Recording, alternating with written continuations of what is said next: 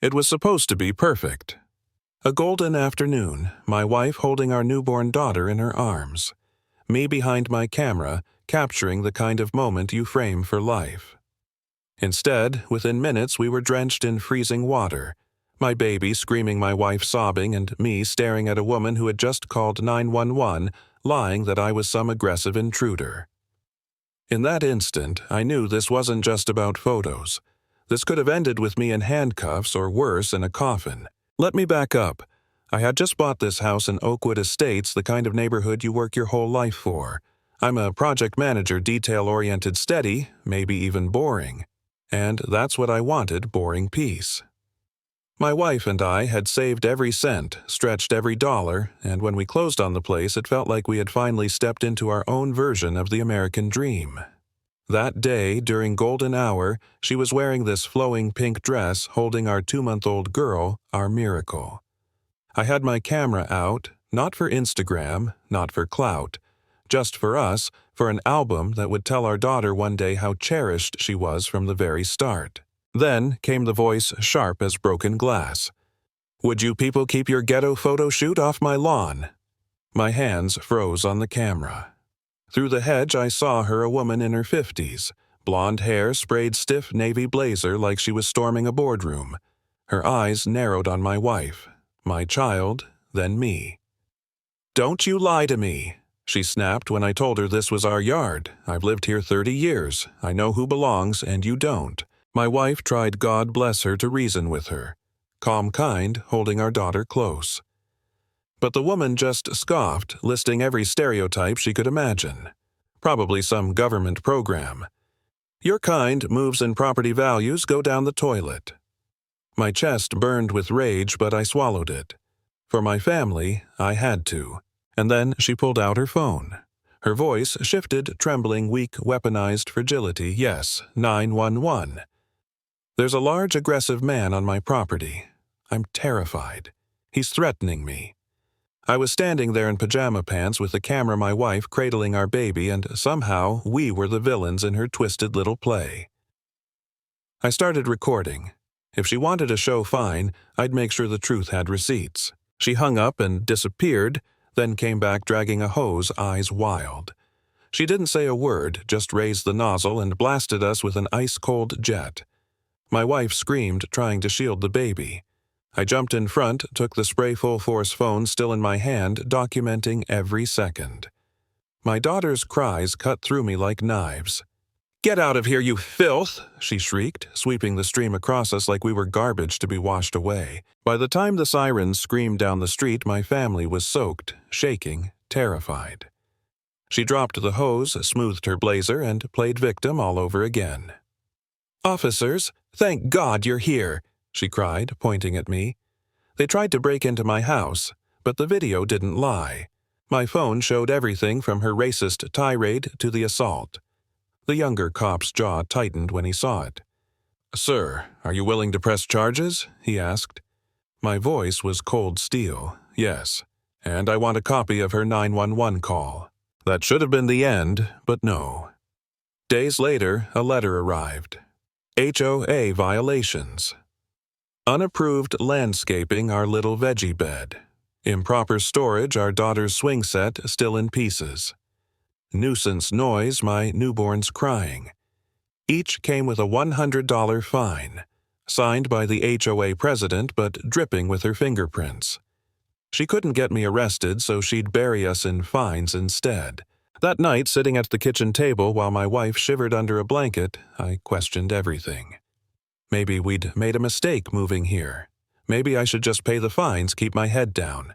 Was I endangering my family by fighting back? For a moment, I honestly thought about selling the house, packing up, leaving.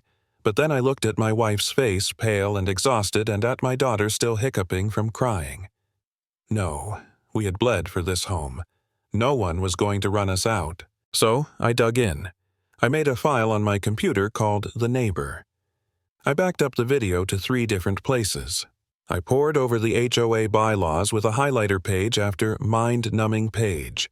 And then a gift landed in my lap. An elderly neighbor shuffled over one afternoon and said quietly, "She's been doing this for years. using HOA money to pay for her yard work. My son-in-law has the invoices. That changed everything. Now I had video of an assault, bogus fines, and evidence of financial misconduct. When I laid it all out for a lawyer friend from college, his eyes lit up like a predator catching scent. "This isn't just assault," he said. "This is harassment, racial discrimination, fiduciary fraud. We're going to bury her." And then came the biggest bomb. I'd been digging through county records, and the original plat map showed something delicious. Her beloved hedges, her stone patio, even part of her shed, they weren't on her land. They were on mine. We brought in a surveyor to confirm, and sure enough, pink stakes cut right through her roses and patio. She'd built her pride and joy on my property. The day of the deposition, I watched her swagger in with her lawyer, full of fake confidence. She told the same story she'd told the cops, how she was terrified, how I threatened her, how she defended herself with the hose. Then my lawyer slid the survey across the table. "Can you identify this document?" he asked. She looked at it, and the color drained from her face. It showed in bright red that she was the trespasser. My lawyer's voice dropped low. "So, not only did you lie to the police, not only did you assault my client and his infant child, but you did it while standing on his property. Is that correct?" She had no answer, just silence, and the court reporter's keys clattering every word of her collapse. From there, it all unraveled. A copy of that deposition and the video landed on the desk of the CEO, where she worked HR manager at a company that bragged about diversity. Within days, she was allowed to resign. Her job gone. Then the HOA meeting exploded. Neighbors came forward with their own stories of her tyranny. The board tried to cover for her, but once my lawyer mailed a letter to every homeowner explaining that their dues could be used to cover her misconduct, panic set in. At the next meeting, with a packed clubhouse glaring them down, the board folded. Karen resigned as treasurer. The fines against us were rescinded. But we weren't done. Mediation came next.